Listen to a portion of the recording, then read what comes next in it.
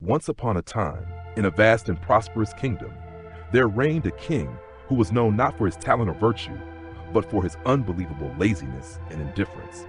His name was Leopold, a name that symbolized peace and prosperity. Ironically, it was he who dragged the nation to the edge of stagnation and chaos. From the moment he inherited the throne after his father's death, Leopold showed no interest in governing. While his predecessors devoted themselves to the people, Leopold indulged in feasting, sleeping, and endless luxury. He would wake only after the sun was high in the sky, lazily reclining on a solid gold throne, his eyes half-lidded with drowsiness. When his ministers reported on the kingdom's affairs, he would dismiss them with a wave. "Let's deal with that tomorrow." Day after day, this phrase became a familiar refrain in the royal court, a grim herald of delay and decay. The king ignored appointments, disregarded civil issues, and paid no attention to taxes or border security. To him, the kingdom was nothing more than a giant bed, and the throne just a plush chair for his afternoon nap. Over time, his health deteriorated. He grew obese, his movements sluggish, his breath short after only a few steps, until he could no longer leave his bed. The king's laziness and indifference could not stay hidden forever. At first, the ministers tolerated him, hoping he would mature with time. But as time passed silently and the nation quietly declined, discontent emerged. The royal court buzzed with whispers.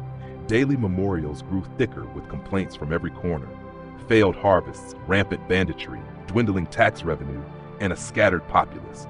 Citizens began to grumble, and some regions even erupted in protest due to harsh living conditions. "We need a king who can lead, not a fat man wasting the people's coin on a throne," a young official once exclaimed during court. But his voice, like many others, was swallowed by the silence of the court and the slumber of a king lost in luxury. News of the lazy king spread far and wide. Merchants traveling between nations shared stories of Leopold like folklore. At taverns, people raised their mugs and laughed uproariously at tales of a king so fat he couldn't sit up, needing pulleys to turn over. Neighboring countries showed thinly veiled contempt. Some even considered exploiting this weakness to seize land and take control of vital ports. A country is lost from within before it falls to outsiders. Ominous verses began appearing in folk songs and poems. Meanwhile, Leopold remained in his grand bed, attended by countless servants who fed and pampered him, completely unaware of his ruined image. One day, a violent storm raged. In his golden room, after the servants had left, Leopold happened to catch a glimpse of himself in a large mirror at his bedside. He stared and froze. In the mirror was a bloated man, disheveled, with lifeless eyes and pale skin. No trace of a majestic ruler remained. The reflection struck his last shred of pride. "Who am I? Is this the king of a nation?" he murmured. That night, for the first time in years, Leopold did not sleep. He lay awake, recalling his father's days, the oath he made at coronation, and the dreams he once had. Then he decided he must change. If not for the people, then for himself. The next morning, he issued a royal decree. "Whoever can help me regain my health shall be handsomely rewarded. Gold, land, even noble titles." Word spread, drawing hundreds of physicians and healers to the palace.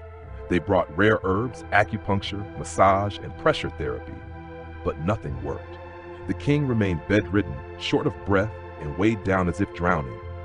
Ministers began losing hope. Some shook their heads, believing the king's efforts were too late. Just as hope dwindled, an old hermit appeared at the city gates. He had no fame, credentials, or medical records, only a bamboo staff and a faded cloth pouch. "I know how to help the king recover," he said. "But on one condition, the king must come to me. I will not enter the palace." People laughed him off as a madman, but word eventually reached Leopold. After a moment of hesitation, he whispered, "If this is my last hope, then I must try." The next morning, Leopold was helped out of bed. Never had his body felt so heavy, but with newfound resolve, he gritted his teeth and took his first steps. The hermit's hut was atop a small hill, about half a mile from the palace. For a normal person, it was a light walk. For Leopold, it was a mountain. He had to rest halfway, sweat pouring from him. When he arrived, the hermit smiled. "You've worked hard today, Your Majesty.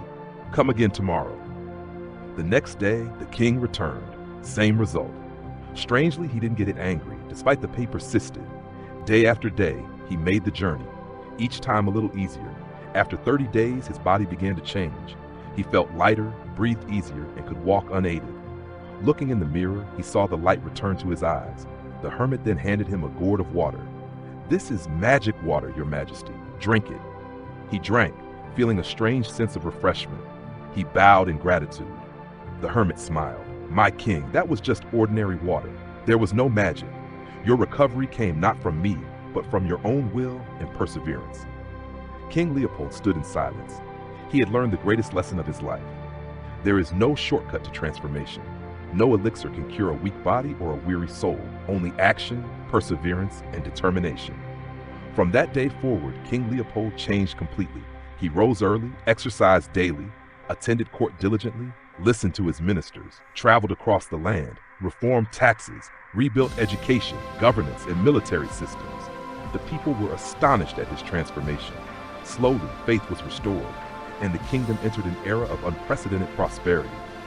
Leopold was no longer a symbol of laziness, but a living image of a man who dared to admit his wrongs, change, and rise from the pit he once created.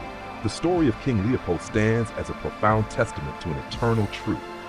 There is no shortcut to success. No miracle can replace effort, resilience, and the will to overcome adversity. Whoever you are, king or commoner, you will face times of weariness and confusion. But what defines you is not where you start, but whether you dare to rise, to move forward, and never stop walking toward the light.